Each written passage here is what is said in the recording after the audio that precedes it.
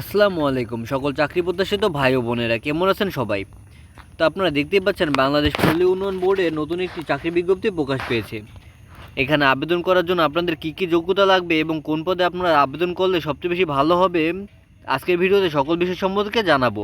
ধৈর্য সহকারে সকল ভিডিওটি দেখুন এবং দেখে নিন না কোন পদটি আপনাদের জন্য সবচেয়ে বেশি পারফেক্ট। তো দেখতে পাচ্ছেন 1 নম্বর রয়েছে হিসাব সহকারী। এখানে গ্রেড 13, বেতন 11,000 টাকা থেকে 26,590 টাকা। এখানে শূন্যপদের সংখ্যা 5টি। এখানে আবেদন করার জন্য আপনাদের শিক্ষাগত যোগ্যতা লাগবে 2টি দ্বিতীয় বিভাগ সহ বিকম পাস অথবা সমান জিপিএ এবং কম্পিউটারে এমএস এক্সেল, উইন্ডো ইত্যাদি প্রোগ্রামে জ্ঞানসম্পন্ন হতে হবে। 2 নম্বর রয়েছে মাঠ সংগঠক।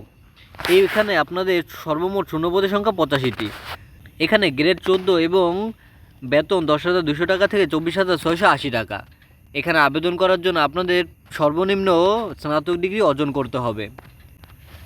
3 নম্বর হচ্ছে নিম্ন সহকারী কাম মুদ্রাক্ষরিক অথবা কম্পিউটার কাম সেক্রেটারি অ্যাসিস্ট্যান্ট।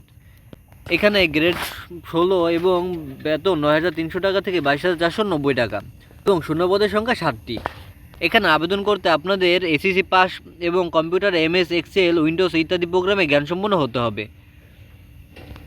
4 নম্বর হচ্ছে গাড়ি চালক। গাড়ি চালকের গ্রেড 15 এবং বেতন 9,700 টাকা থেকে 23,490 টাকা।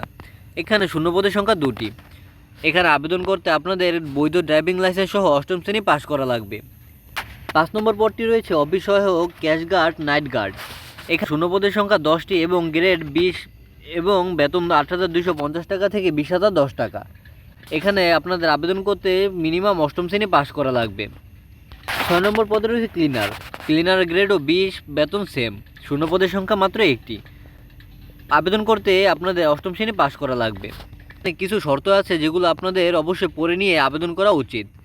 যেমন 1 নম্বরে সে পদগুলি সম্পূর্ণ অস্থায়ী ও শুধুমাত্র কর্মসূচির জন্য প্রযোজ্য, যা বিডিআরবির রাজস্ব বাজেটভুক্ত নয়। তো বুঝতে পারছেন, এখানে আবেদন করলে আপনারা অস্থায়ীভাবে কাজ করবেন, পার্মানেন্ট হিসেবে কাজ করতে পারবেন না। আর বন্ধুরা, এখানে আবেদন করতে আপনাদের কী কী কাগজপত্র লাগবে এখানে সকল কিছু সম্পর্কে লেখা আছে।